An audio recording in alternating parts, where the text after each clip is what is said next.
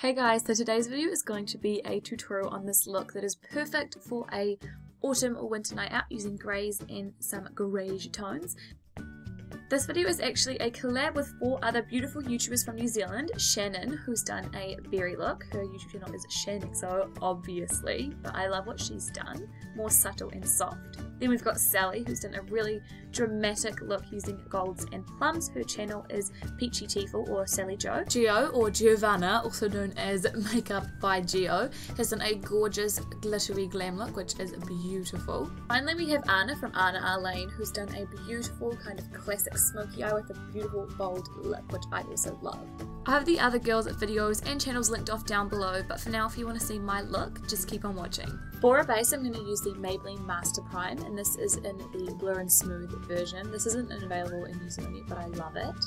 Next, I'm using my ZA True White Liquid Foundation in OC0W, and this gives me a really nice medium to full coverage. You don't see it in this clip, but I do build up a little bit. Next, I'm going in with the Covergirl Ready Set Gorgeous Concealer, and this is in the lighter shade, I believe. And this just gives a really nice highlighted effect to my under eyes, my chin, and my forehead, and I look amazing when I do this. Then I blend that in with either a beauty blender or my foundation brush. Today it was my foundation brush that I chose, and I'm just patting that in.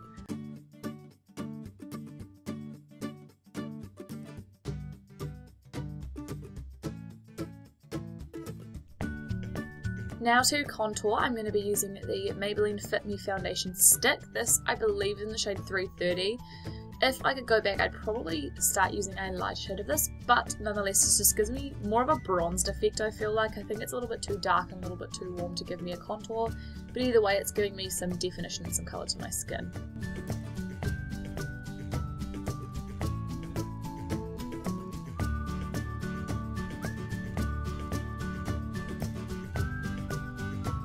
Finally, we're going to set all of that in with the e.l.f. HD Setting Powder.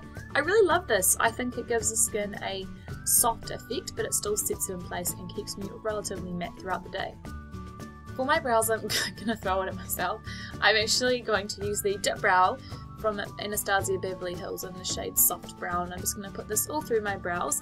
This isn't actually the original shade that I used to use. This is quite a few shades lighter. And I feel like it does give me a nice dark brow, but it's not too dark, if that makes any sense. So I'm just using a Real Techniques brush to apply this through the brow, and I'm just kind of slowly working my way up from no brow to brow. And then of course you want to repeat the same step on the other eyebrow, so I'll just leave you to watch that.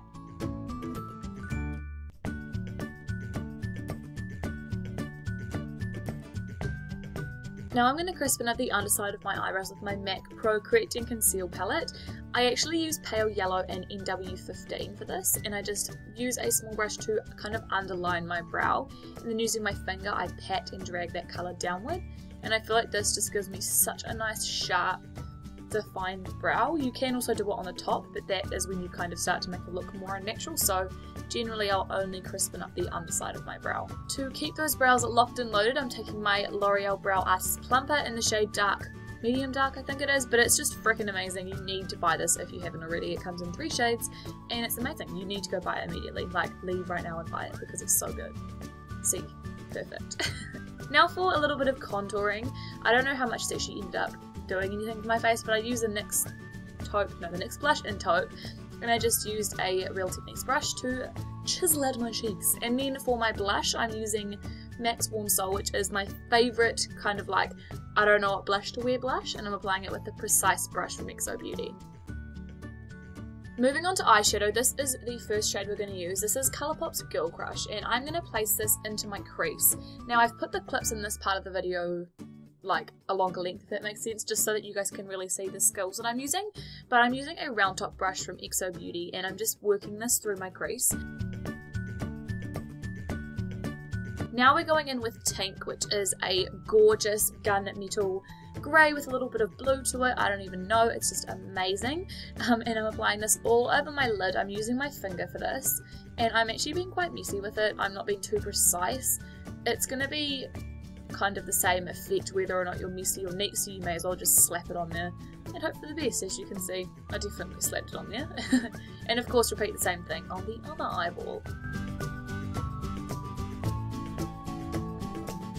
Then we're going to go back in with that same blending brush. These brushes are ideal for blending out ColourPop shadows because they have that interesting kind of cream to powder consistency. This entire clip here I've just been blending with no product. I'm using what's already on the eye. Now we're going to go back in with more product and do more blending. You basically just want to blend until you can't blend no more. Basically is my motto for smoky eyes. So I'm just applying more and more of this, blending it down into the inner corner, just so that it's all as seamless as we can get it. Now to just make this look even more dramatic, I'm going in with a gel. Wow, it's like a pencil gel liner from ZA and it's in Real Black, I believe is the name.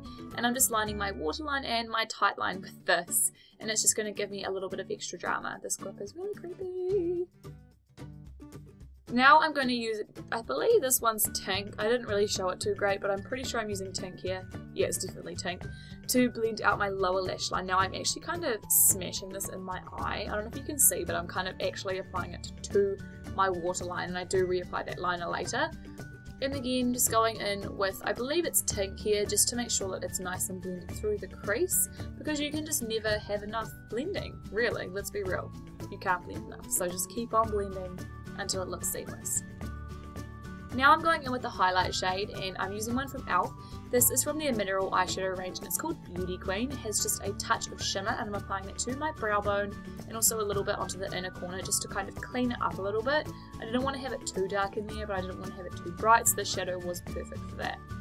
Next it's time for mascara, and I'm using the Benefit Their Real Mascara, which I absolutely adore. I start by applying it to my bottom lashes, which is a trick in my opinion because it stops you from blinking the eyeshadow from your top lashes onto your lid, and I'm going to poke myself in the eye here. Excuse that.